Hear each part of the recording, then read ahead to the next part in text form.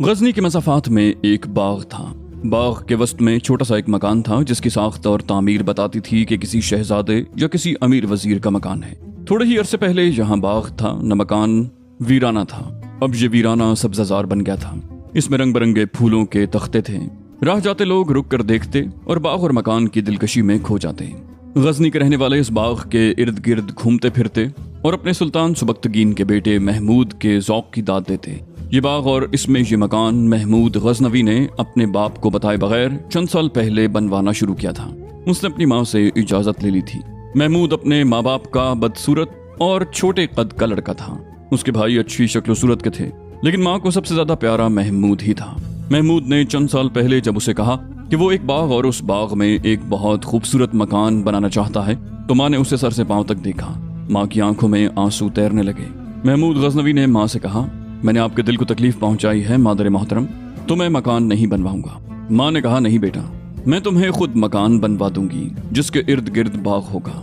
महमूद ने कहा, फिर आपकी आंखों में आंसू कैसे आ गए? माँ ने कहा, मुझे वो वक्त याद आ गया है जब तुम पैदा भी नहीं हुए थे। अभी मैं तुम्हारे बाप की बीवी नहीं बनी थी। मैं एक शहजादे की मंगेतर थी, लेकिन मेरे दिल में और मेरी रूह में तुम्हारा बाप बस गया था। मुझे अपना मंगेतर इसलिए पसंद नहीं था कि वो मुझे अपने हरम की जीनत बनाना चाहता था। मुझे कहा करता था कि घुड़सवारी छोड़ दो। मैं गहरे दरियाओं में कूदने और तैरने की शौकीन थी। घुड़सवारी और तैराकी मेरे मशागिल थे।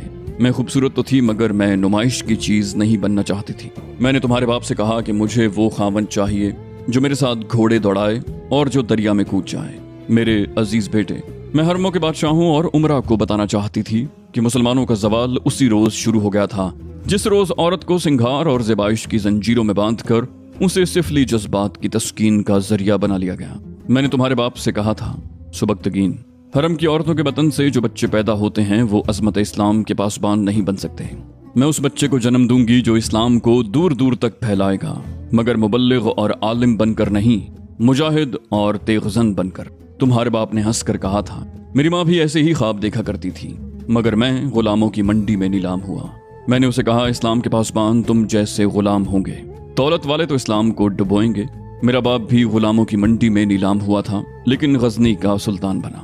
मैंने तुम्हारे बाप से कहा था कि मैं जिस अजीम बच्चे के जन्म के ख्वाब देख रही हूँ वो बच्चा तुम्हारा होगा। ये मेरे दिल की नहीं, मेरी रूह की आवाज थी।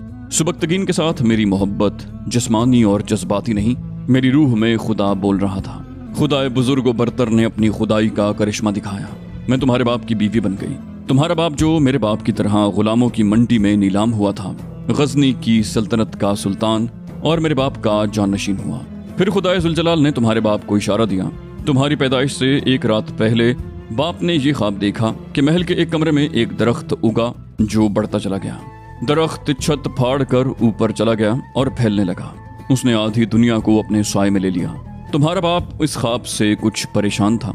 तुम पैदा हुए तो मैंने तुम्हारे बाप से कहा, आपके ख्वाब की ताबीर आपके सामने आ गई है। मैंने उस बच्चे को जन्म दे दिया है जो बातिल शिकन होगा। आज मुहर्रम की 10वीं है, इस इशारे को समझें।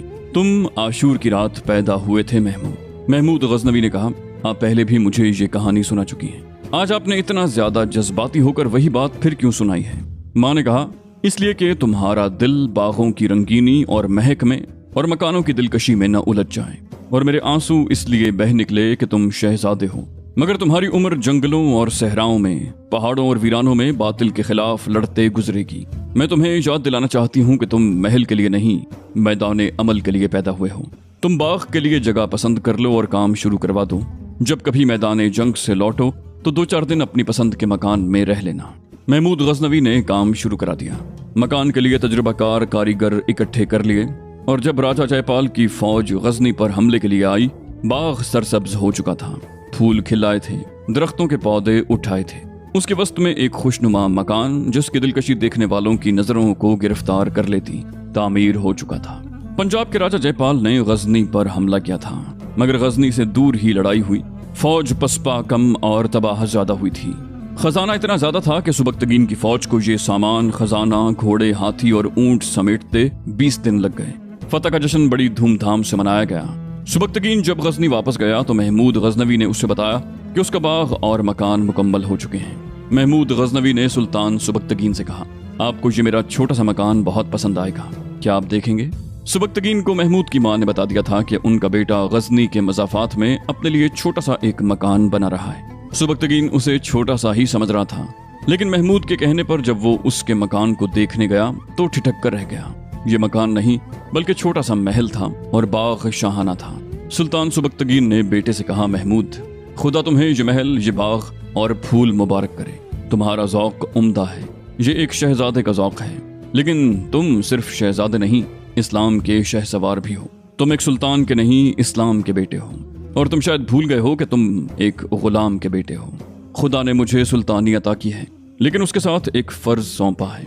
ये फ़र्ज मेरी माँ को उस वक्त ख्वाबों में और गैब के इशारों के जरिए मालूम हो गया था जब वो मेरे बाप की अभी बीवी भी नहीं थी। मुझे ये फ़र्ज दुनिया की हर चीज़ से ज़्यादा अजीज़ है। मैं इसे खुदा की बहुत बड़ी नेमत समझता हूँ कि इस मुक़द्दस फ़र्ज की अदायगी मुझे और मेरी नस्ल को अता की गई है। मैं तुम्हें बता चुका हूँ और तुम्हारी माँ भी तुम्हें बता चुकी है कि तुमने एक शहजादे और एक आम बच्चे के रूप में जन्म नहीं लिया। मेरी माँ की तरह तुम्हारी माँ को भी उसकी रूह ने इशारा किया कि वो एक बातिल शिकन को जन्म देगी। महमूद गजनवी ने मायूस होकर कहा, तो आप ये कहना चाहते हैं कि मुझे इतना खूबसूरत मकान नहीं बनवाना चाहिए था? सुल्तान सुबक्तगीन ने कहा, जरूर बनाना चाहिए था। मैं तुम्हें बताना ये चाहता हूँ कि कोई भी आदमी जिसके पास दौलत है ऐसा मकान बना सकता है, लेकिन जो फर्ज तुम्हें सौंपा गया है वो हर कोई अदा नहीं कर सकता।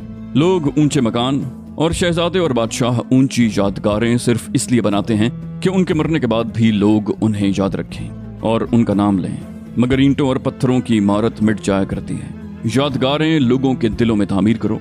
काम वो करो जिसकी याद तारीख के हर दौर में ताज़ा हो। अपने नाम को एक मकान की दीवारों में कैद न करो, उसे तारीख के चेहरे पर कभी न मिटने वाला नक्श बना दो। और महमूद, दौलत, औरत और खुशनुमा मकान इंसान की बहुत बड़ी कमजोरियां हैं। ये जंजीरें हैं जिनमें जो बंध जाता है वो बनी नौ इंसान के लिए शैतान बन जाता है। तुम जवान हो महमूद। लड़कपन और जवानी का ये संगम जिंदगी का बड़ा ही खतरनाक दोराहा है। इंसान अपने सूदो ज़िया को कम ही ध्यान में रखता है। अगर तुम इस उम्र में दुनिया की रंगीनी की राह पर चल पड़े तो वापसी के तमाम रास्ते बंद हो जाएंगे। महमूद गजनवी ने कहा, आप मुझे इस मकान में नहीं देखेंगे। मैं ये कभी भी नहीं भूला कि मैं मर्द मैदान हूँ। सुल्तान सुबक्तगीन ने कहा, अगर तुम मेरी जिंदगी में कुफ्फार से लड़ते हुए शहीद हो गए तो मैं तुम्हें इसी मकान में दफन करूंगा। तुम्हारी पसंद का ये मकान तुम्हारी रूह की पसंद का मकबरा होगा और ये बाग हमेशा हरा भरा रहेगा। सुल्तान सुबक्तगीन ने ठीक कहा था। आज गजनी के मज़ाफात में महमूद गजनवी के उस मकान और उस बाग का नामो निशान नहीं। हिंदुस्तान पर उसके 17 हमलों के मीनार पूरे 17 नहीं रहे। मुतादिद मीनार गिर कर गायब हो चुके हैं, लेकिन तारीख में महमूद गजनवी का नाम रोशन मीनार की तरह जिंदा और ताबिंदा है। महमूद गजनवी बुत शिकन के नाम से हमेशा जिंदा रहेगा।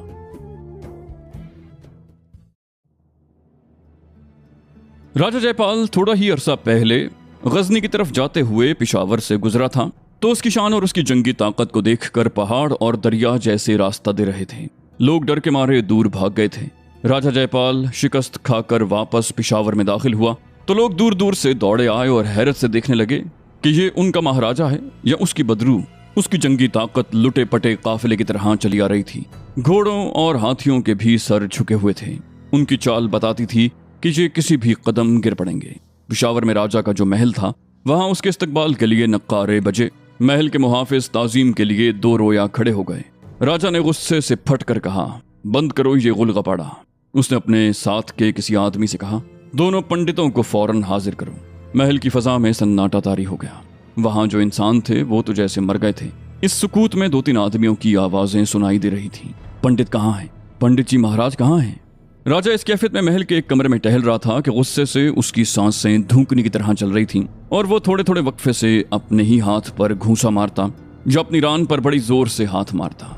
उसे पता न चल सका कि दोनों पंडित कमरे में दाखिल होकर दस्त बस्ता खड़े हैं। ये सबसे बड़े पंडित थे जो भटिंडा में रहते थे। अब चूंकि राजा ने लाहौर से पेशकदमी की थी इसलिए वो लाहौर आ गए थे। उन्होंने ही राजा को कूच का शुभ दिन बताया था और यकीन दिलाया था कि उसे दुनिया की कोई ताकत शिकस्त नहीं दे सकती।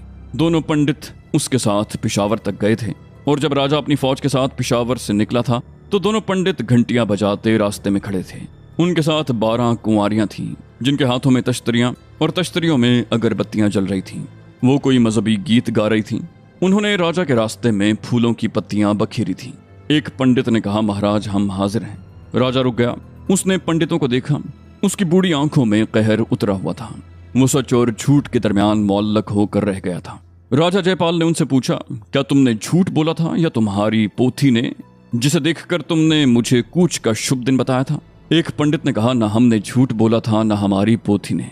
सितारे झूठ नहीं बोला करते महाराज, हम आपको फिर हिसाब जोड़ कर बता सकते हैं। राजा ने कहा, तुम लाख हिसाब जोड़ो, मेरे सामने इस वक्त ये शर्मनाक हकीकत है कि मैं शिकस्त खाकर आया हूँ और मेरी फौज तबाह हो गई है।